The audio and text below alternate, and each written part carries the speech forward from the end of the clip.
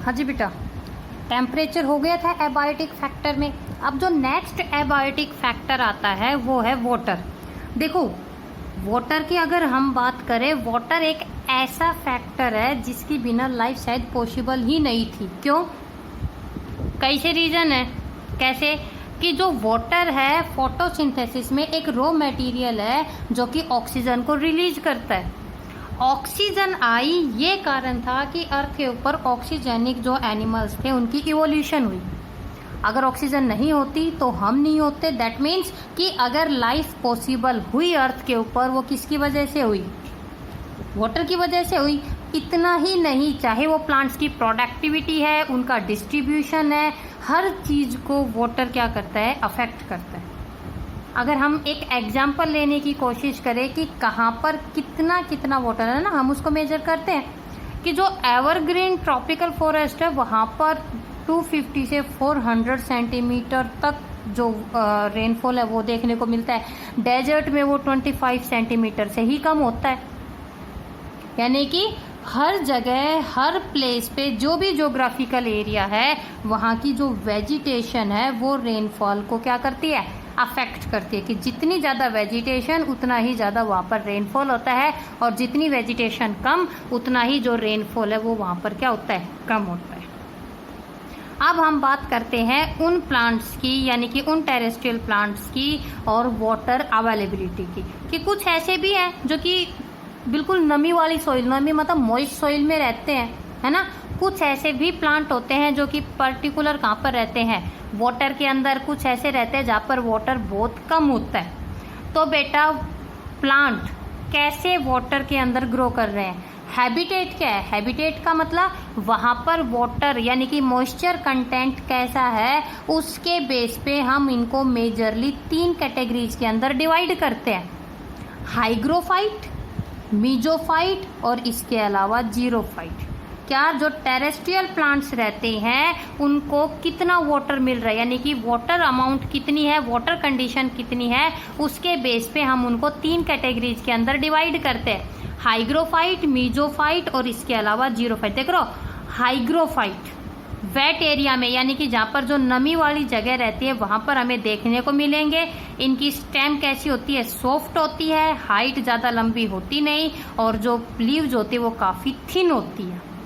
Leaves के margin पे कुछ स्पेशल स्ट्रक्चर्स रहते हैं जिनको कि हम बोलते हैं हाइडेथोड्स। और हाइडेथोड्स वो स्ट्रक्चर रहते हैं जो कि डायरेक्ट वाटर को ड्रॉपलेट की फॉर्म में क्या करते हैं? रिलीज आउट करते हैं। रननकुलस की जिसमें स्पीसीज आती है। दूसरे आते हैं बेटा मीजोफाइट्स। मीजोफाइट का मतलब होता है जो मॉइस्ट हैबिटेट में रहे, यानी कि जहां पर ये नहीं है कि भाई हद से ज्यादा पानी है या हद से ज्यादा पानी की कमी नहीं, मॉइस्ट हैबिटेट है। वेजिटेशन ग्रोथ सही रहती है। स्पाइन्स या थॉर्न्स, कांटे वगैरह ये सब हमें देखने को नहीं मिलते। हमारे जो क्रॉप प्लांट्स हैं, वेजिटेबल हैं या फ्रूट प्लांट्स, ये जितने भी आते हैं ये सारे के सारे आते हैं मीजोफाइट्स में। और वो प्लांट्स जो कि जीरिक कंडीशन, जीरिक का मतलब ड्राई हैबिट्स में रहते हैं, यानी कि जहां पर वाटर बहुत कम रहता है, ऐसे प्लांट्स को हम नाम देते हैं जीरोफाइट्स। तो टेरेस्ट्रियल प्लांट 3 हो गए। हाइग्रोफाइट जो कि वेट एरिया में रहते हैं, मीजोफाइट जो मॉइस्ट हैबिटेट में रहते हैं, और जीरोफाइट जो कि ड्राई हैबिटेट में रहते हैं। ये थे प्लांट्स। अब बात करते हैं एनिमल्स की। कि जब टेरेस्ट्रियल एनिमल्स की बात करेंगे, ये क्वेश्चन कई बार आता है और कुछ एग्जाम्पल दिए जाते हैं कि वो अपनी जो वाटर रिक्वायरमेंट है वो कैसे कंप्लीट करते हैं। अगर हम टेरेस्ट्रियल एनिमल्स की बात करें तो वो 2 जगह से अपने वाटर की रिक्वायरमेंट को पूरी करते हैं, या तो फूड में से या वाटर बॉडी में से। बहुत इंपॉर्टेंट टॉपिक है ये। क्या या तो वो खाने में से ही वाटर को लेंगे या वो वाटर बॉडी से लेते हैं। जब हम बात करेंगे एरिड एरिया, यानी कि जो बिल्कुल सूखे जमीन पड़ी रहती है, वहां पर हमें पता है वाटर रिसोर्सेज कम है। तो बेटा, जो एरिड एरिया में रहने वाले जानवर हैं, एनिमल्स हैं, वो अपने फूड में से जो वाटर निकलता है उसी के ऊपर क्या करते हैं? डिपेंड रहते हैं। कुछ तो ऐसे रहते हैं जो सिर्फ सीड्स खाते हैं, जैसे कि हम कंगारू रैट की बात करें। तो जो ये डेजर्ट एनिमल्स रहते हैं, ये आगे भी आएगा कि इनकी बॉडी में एक मैकेनिज्म स्टार्ट हो जाती है कि वाटर को कंजर्व करना है। कैसे? कि जो उनका फीकल मैटर रहता है वो भी लगभग सॉलिड रहता है, और वो लोग सॉलिड यूरिन को ही एक्सट्रैक्ट आउट करते हैं। और यही आपके पास क्वेश्चन आता है कि वाटर कंजर्वेशन वो लोग कैसे करते हैं, याद रखना कैसे, कि उनका जो फीकल मैटर और जो यूरिन होता है वो दोनों क्या होते हैं, सॉलिड फॉर्म में रिलीज करते हैं। अब हम बात करते हैं एक्वेटिक हैबिट। लेकिन ये जरूरी थोड़े है कि बेटा जितने भी जो प्लांट्स रहते हैं वो सिर्फ जीरिक कंडीशन में रहते हैं, नहीं ना। वाटर की जब हम बात करेंगे तो वाटर एक्वेटिक हैबिटेट में बहुत ज़्यादा है, तो बेटा वो प्लांट जो कि पानी में रहते हैं, यानी कि एक्वेटिक जो प्लांट्स रहते हैं they are known as hydrophytes. अब हाइड्रोफाइट्स है वो फ्लोट भी करते हैं, तो उन हाइड्रोफाइट्स के अंदर जो पैरेन्काइमा होता है, ठीक है, हाइड्रोफाइट्स के अंदर जो पैरेन्काइमा होता है वो मॉडिफाई हो जाता है एज एरेन्काइमा, जो कि उनको सपोर्ट देता है और इसके अलावा उनको बायोन्सी वगैरह भी प्रोवाइड करता है। रिवर हो, स्ट्रीम हो, हर जगह हमें ये सारी चीज़ें देखने को मिलती है। लेकिन वो ऑर्गेनिज्म जो कि फ्रेश वाटर में रहते हैं उनकी एक प्रॉब्लम हो जाती है, क्या, excess internal water. Fresh water में जो रहते हैं उनकी बॉडी में एंडोऑस्मोसिस, वाटर बॉडी के अंदर जाता रहता है और इसकी वजह से इंटरनल वाटर जो अमाउंट है वो क्या हो जाती है, ज़्यादा। और इसके अपोजिट होता है उन एनिमल्स के साथ में जो कि ओशियन में रहते हैं, सोल्ट वाटर में। कैसे, उनकी बॉडी से वाटर क्या करता है, निकलता है। यानी कि वो एनिमल जो फ्रेश वाटर में रहेंगे उनकी बॉडी में बेचारों में पानी ज़्यादा हो जाता है, जो सोल्ट वाटर में रहते हैं वहाँ एक्जोएस्मोसिस देखने को मिलती है। तो क्या रहता है बेटा कि जो एनिमल्स मैरीन वाटर में रहते हैं उनकी बॉडी पे या प्लांट्स की बॉडी पे सोल्ट ग्लैंड रहती है, जो कि एक्स्ट्रा जो जितना भी सोल्ट रहता है उसको क्या कर देती है, बाहर की साइड रिलीज आउट कर देती है। क्लियर। अब वाटर, ओशियन हो, रिवर हो, हर जगह वाटर करंट यानी कि जो पानी की जो लहरें होती हैं वो डिसाइड करती है ऑर्गेनिजम्स को। अलग अलग डेप्थ पे हमें अलग अलग ऑर्गेनिजम्स देखने को मिलते हैं। क्लियर। जब हम बात करेंगे कि जो इंटरटाइडल एरिया वगैरह रहते हैं, स्ट्रीम्स वगैरह की जब बात आती है तो वहाँ पर जो अटैच्ड प्लांट्स है वो देखने को मिलते हैं। एनिमल्स जैसे स्विमर्स अलग जगह पे मिलेंगे, कुछ ऐसे रहते हैं जो कि टाइड्स वगैरह जब बन जाते हैं वाटर के अंदर वहाँ पर। तो आपको जो मेन चीज करनी है वाटर में वो करना है टेरेस्ट्रियल प्लांट्स वाला, ये एनिमल्स का, और इसके अलावा एक्वेटिक प्लांट का। क्लियर। अब हम जब बात करेंगे ये यूरीहेलाइन और स्टेनोहेलाइन एनिमल्स के ऊपर पूछा जाता है, ये हमारे 11th क्लास में भी टॉपिक आया था, ठीक है, कि euryhaline that can tolerate wide range of salinity, नमकीन पानी को बहुत हद तक जो सहन कर सके उनको बोलते हैं यूरीहेलाइन, जिसमें सैल्मन फिश आती है। और जो नैरो रेंज तक ज़्यादा सॉल्टिश वाटर को अपने पास ना रख सके यानी कि वहाँ सर्वाइव ना कर सके उनको हम बोलते हैं स्टेनोहेलाइन एनिमल्स। इनके अंदर डिफरेंस या इनकी एक एक नंबर के अंदर डेफिनेशन भी पूछी जाती है। क्लियर। नेक्स्ट जो एबायोटिक फैक्टर आता है हम उसमें बात करेंगे लाइट। लाइट की डेफिनेशन 10th क्लास से करते आ रहे हैं। Visible part of electromagnetic spectrum, 390 से नीचे की रेडिएशन यूवी, 760 या 790 नैनोमीटर से ऊपर की जो रेडिएशन होती है इंफ्रारेड, और जो ये बीच वाली बची इसको हम बोलते हैं लाइट, विजिबल पार्ट, है ना। कि जो सोलर रेडिएशन होती है एक्चुअल में अगर हम देखेंगे 300 से लेके 2600 नैनोमीटर तक की होती है, लेकिन इन रेडिएशन का वो हिस्सा जहाँ पर फोटोसिंथेसिस होती है वो 390 से 760 नैनोमीटर होती है, और इसको बोलते हैं पार रीजन, फोटोसिंथेटिकली एक्टिव रेडिएशन। +1 में आया था ना। इससे नीचे की को हम क्या बोलते हैं, यूवी रेडिएशन। तो लाइट की इंटेंसिटी, लाइट की ड्यूरेशन और लाइट की क्वालिटी हर ऑर्गेनिज्म, चाहे वो प्लांट हो या एनिमल हो, उनकी हर लाइफ प्रोसेस को अफेक्ट करती है। कैसे, फोटोसिंथेसिस, ग्रोथ को अफेक्ट करती है।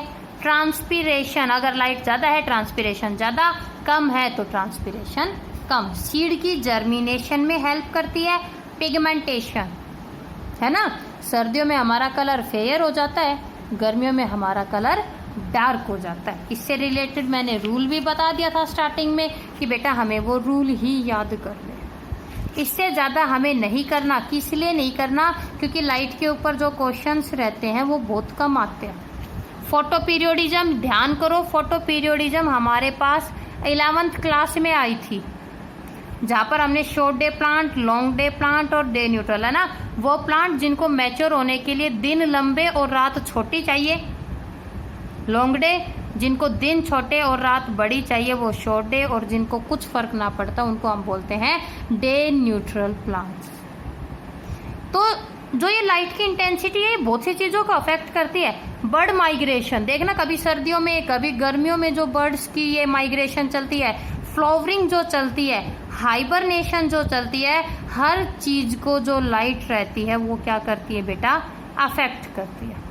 तो आप इसका बस जनरल सा कर लेना, और जनरल सा कौन सा करोगे? जो कि हमारे एनसीईआरटी में दे रखा है इससे रिलेटेड, और मैक्सिमम आपको 2 लाइन में मिलेंगी। सेम केस सॉइल का करना है। सॉइल के ऊपर भी आज तक अभी क्वेश्चन नहीं आया, तो एबायोटिक फैक्टर जो वाटर और टेम्परेचर के अलावा सॉइल और इसका लाइट का जो आपके एनसीईआरटी में दे रखा वो सिर्फ वो कर लेना। बाकी हल्का सा बता भी देती हूँ कि जो सॉइल की फॉर्मेशन होती है वो होती है चट्टानों के टूटने से, यानी कि रॉक की वेदरिंग से। क्लियर? सॉइल की जो स्टडी होती है कि जो वेदर्ड मिनरल मैटर होता है जो वो सॉइल में चेंज होए, उसको हम बोलते हैं पैडोजेनेसिस। ठीक है, सॉइल की फॉर्मेशन को क्या बोलते हैं? पैडोजेनेसिस। और सॉइल की ये जो स्टडी होती है इसको बोलते हैं पैडोलॉजी। सॉइल की प्रोफाइल, जब हमने मिनरल न्यूट्रिशन का टॉपिक किया था उसमें भी सॉइल की प्रोफाइल आती है। सॉइल की प्रोफाइल का मतलब कि हम सॉइल की लेयर्स के बारे में पढ़ते हैं इस तरह कि सॉइल की जो सबसे ऊपर वाली लेयर होती है, देखो इसको इसने लिख रखा है एज ए इनफाइनाइट, यानी कि जहां पर ह्यूमस होता है, जब मिट्टी को घोलो उसमें कई सारी लेयर्स बनती है, तो जो सबसे ऊपर की लेयर होती है उसको हम क्या बोलते हैं? ह्यूमस, जिसमें वो घास फूस रहता है। उस ह्यूमस के नीचे की जो लेयर होती है उसको हम बोलते हैं ए होरिजन, यानी कि जो मिट्टी की जो टॉप सॉइल रहती है बेटा उसको हम क्या बोलते हैं? ए होरिजन के नाम से जानते हैं। It is the top soil. और इस टॉप सॉइल में क्या होते हैं? Organic matter. कई बार बस ये क्वेश्चन आ जाते हैं कि इसके कितनी लेयर, सर कौन सी लेयर में क्या चीज प्रेजेंट होती है? तो बेटा जो इसकी टॉप सॉइल होती है उससे ऊपर A0 है, ए इनफाइनाइट है, A1 में, यानी कि जो तीसरे नंबर पे जो लेयर बनती है इसमें क्या रहते हैं? एक्चुअल में वो मिनरल मैटर्स रहते हैं जो कि ह्यूमस के साथ क्या हो जाते हैं? मिक्स्ड हो जाते हैं। लगभग कुछ सेंटीमीटर से लेके 3 मीटर तक की इसकी थिकनेस होती है। क्लियर? और अगर हम रूट्स की बात करेंगे तो कई प्लांट्स ऐसे रहते हैं जिनकी रूट सिर्फ ए होरिजन में ही होती है। छोटे छोटे जानवर जैसे चूहे वगैरह जो रहते हैं वो यहीं तक अपने बिल को बनाते हैं। हम कहते हैं ना कि मिट्टी खोद ली और उसने बिल बना लिया, इस होरिजन तक। ये माइक्रो ऑर्गेनिज्म रिच एरिया रहता है, ये वाला जो इतना हमें हिस्सा दिखाई दे रहा है, इसमें माइक्रोब्स वगैरह बहुत ज्यादा है। और इस ए होरिजन को फर्दर और भी डिवाइड किया जाता है। कैसे? A1, A2 और इसके अलावा A3। A1 इसका सबसे ऊपर वाला हिस्सा रहता है जो कि सबसे डार्क कलर होता है। ठीक है, ऑर्गेनिक और इनऑर्गेनिक मैटर यहाँ बहुत ज्यादा होता है। दूसरा जो A2 वाला हिस्सा होता है बेटा, इसमें भी लीचिंग, हम कहते हैं ना कोई चीज रिस्क आ रही है, इस वाले हिस्से के अंदर लीचिंग बहुत ज्यादा देखने को मिलती है। तो इसकी वजह से इसका जो कलर होता है वो थोड़ा सा लाइट होता है। और जो A3 आपको दिखाई दे रहा है ये भी थोड़ा सा उसके कंपेयर में कैसा होता है? लाइट कलर का होता है। क्लियर? उसके बाद आपको दिखाई दे रहा होगा जैसे A को डिवाइड कर दिया जाता है B होरिजन, ये भी सब सोइल होती है। इसकी थिकनेस लगभग 1 मीटर जितनी होती है। ये टॉप सोइल से कई सारे मटेरियल्स को क्या करती है?